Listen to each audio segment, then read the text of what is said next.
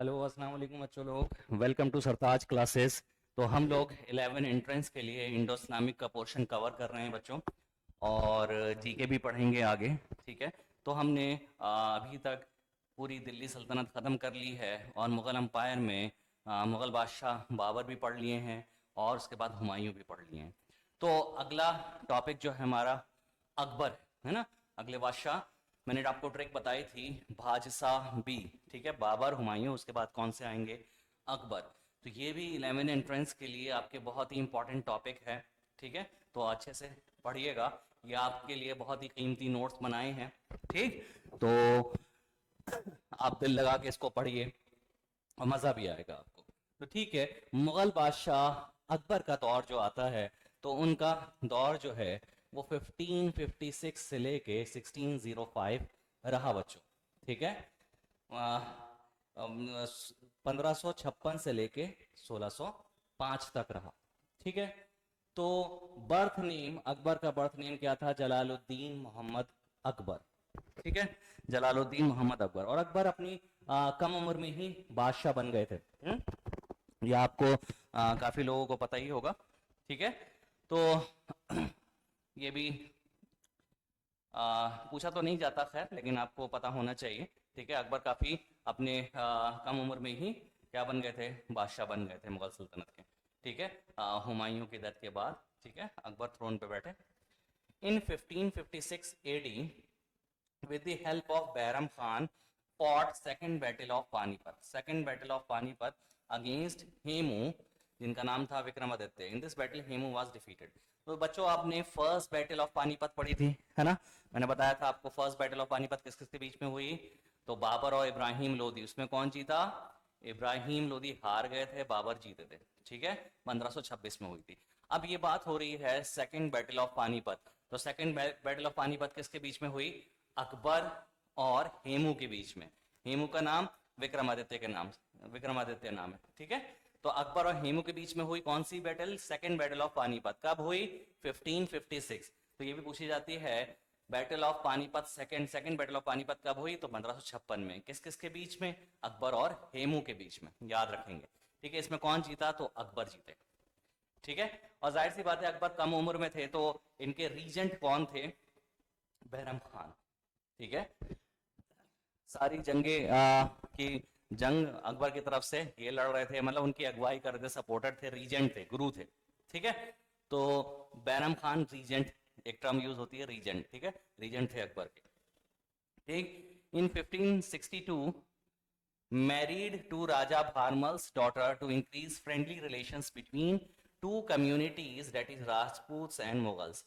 और 1562 में अकबर ने शादी करी, राजा भारमल की बेटी से शादी करी है, क्योंकि आप जानते हैं अकबर के राजपूत से रिलेशंस बहुत अच्छे थे। मजबूत करने के लिए कि मुगल सल्तनत और राजपूत के जो रिलेशंस हैं और सुधरे, मजबूत हों, और मुगल सल्तनत और फैले और मजबूत बन जाए, इसलिए अकबर ने ये सारी चीजें करी।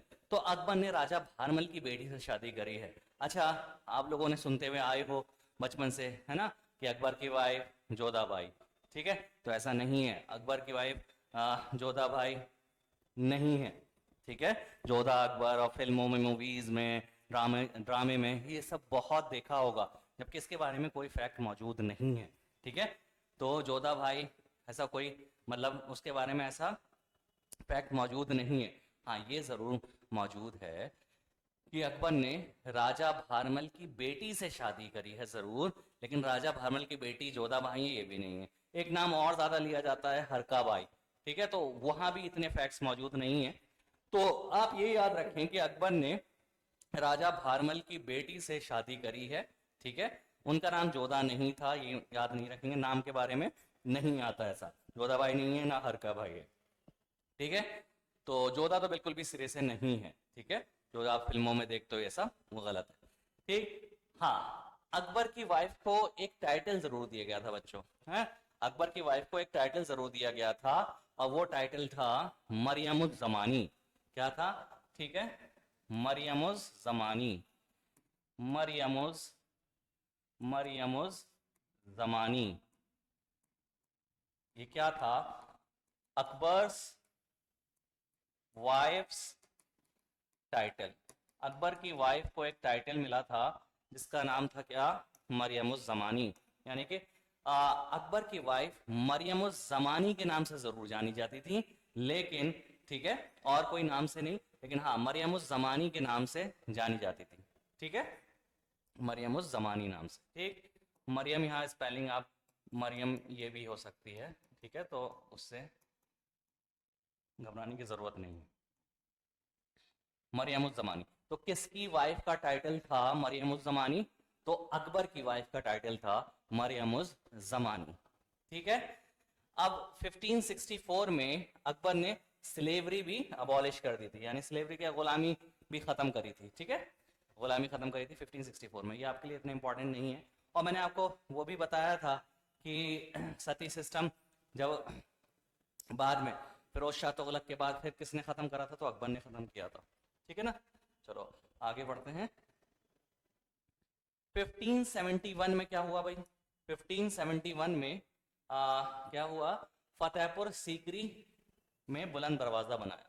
ठीक है, याद रखेंगे ये बच्चों, 1571 में बिल्ड फतेहपुर सीकरी, फतेहपुर सीकरी बनवाई एंड देयर मेड बुलंद दरवाजा। ये बहुत इंपॉर्टेंट पॉइंट है, ये बहुत पूछा जाता है।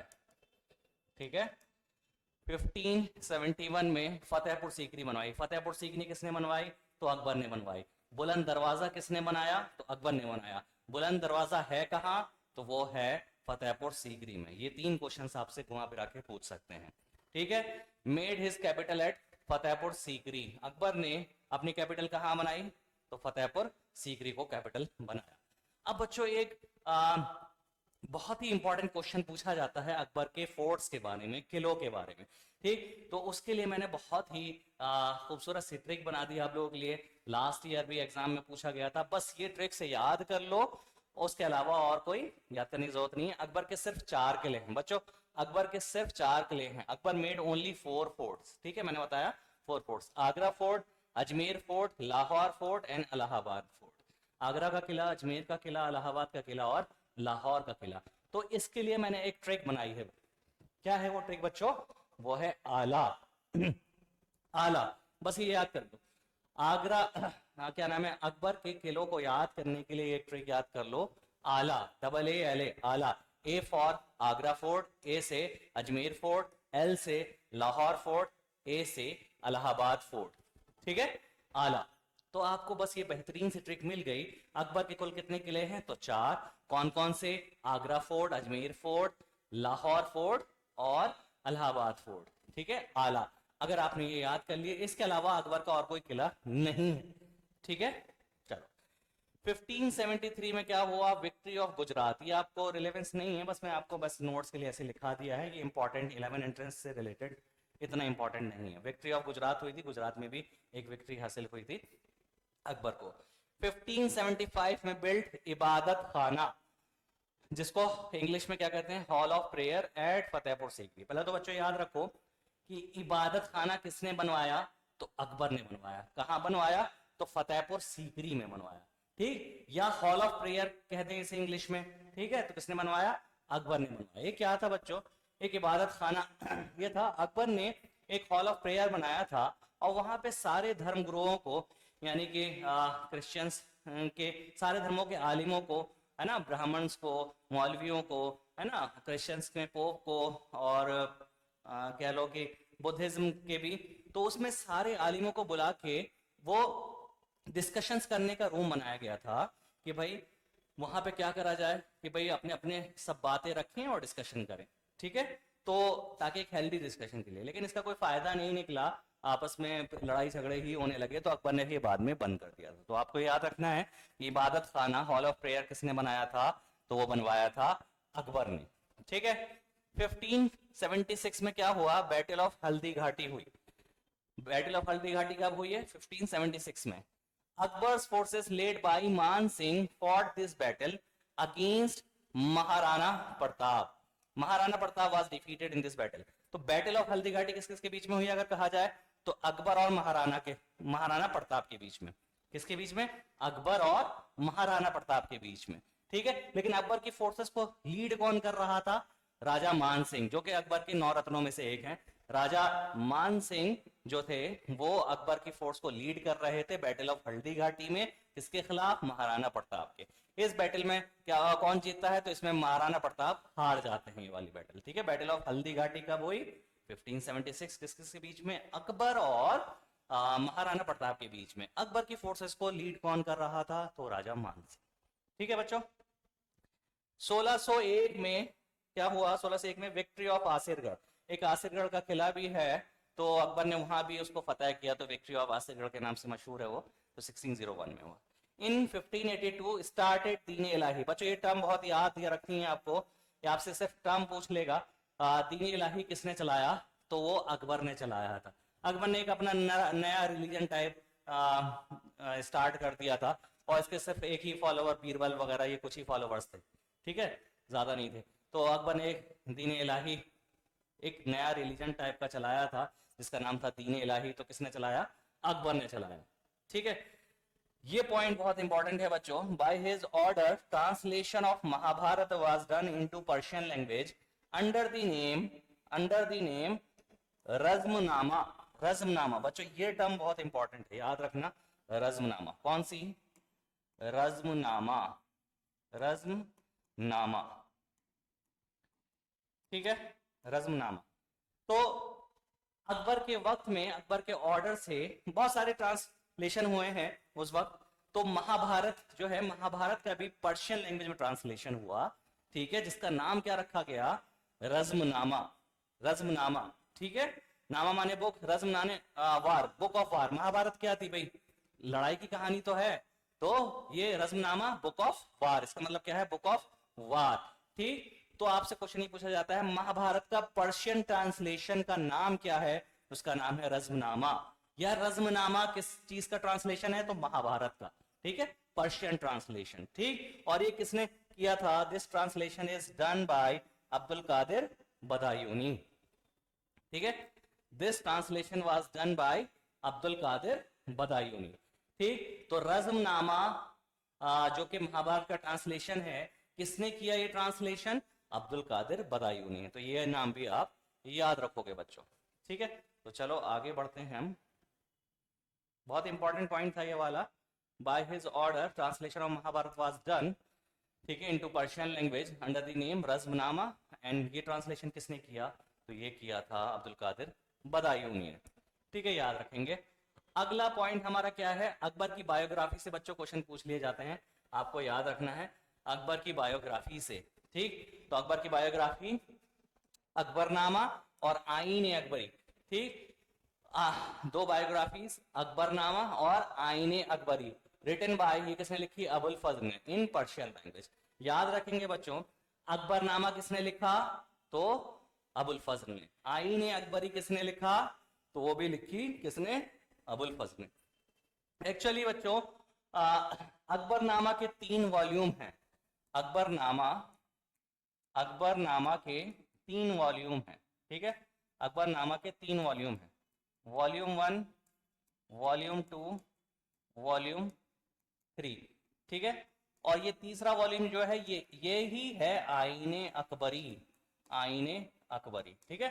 अकबरनामा के 3 वॉल्यूम है।